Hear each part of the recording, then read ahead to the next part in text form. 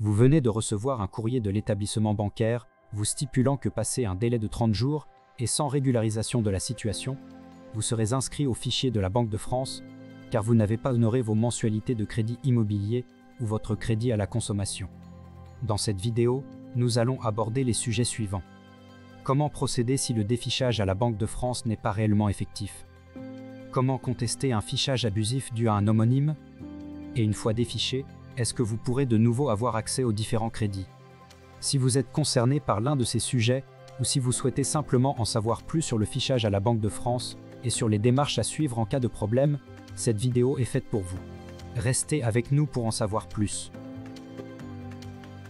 Dès que vous avez réussi à assainir votre situation financière et que vous pouvez régler votre contentieux, vous pouvez sortir d'un fichage FICP.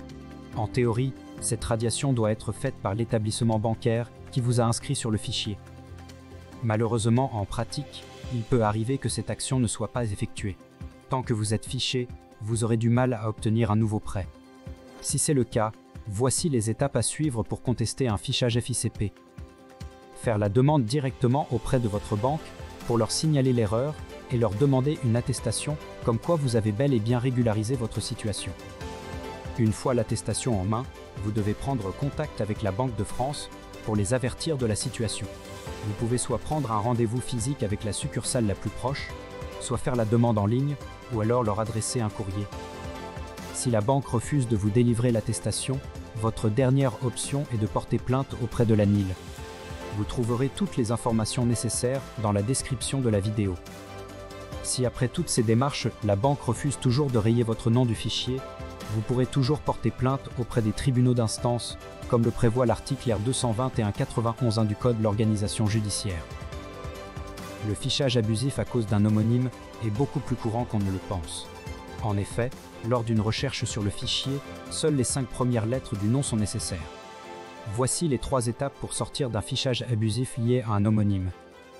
Vous rendre dans une des succursales de la Banque de France la plus proche de chez vous, muni de votre pièce d'identité valable, carte d'identité, passeport, carte de séjour ou permis de conduire.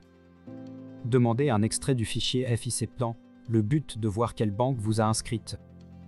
Le nom de la banque coupable en main, vous pouvez leur adresser une copie de votre livret de famille pour prouver le fichage illégal. La date et le lieu de naissance sont en général les 2 éléments qui permettront de vous innocenter. Les banques étant habituées à cette situation, votre défichage devrait être relativement rapide. Encore faut-il connaître les démarches à prendre. Maintenant que vous avez réussi à sortir officiellement du FICP, est-ce que vous pouvez de nouveau accéder facilement à un nouveau crédit?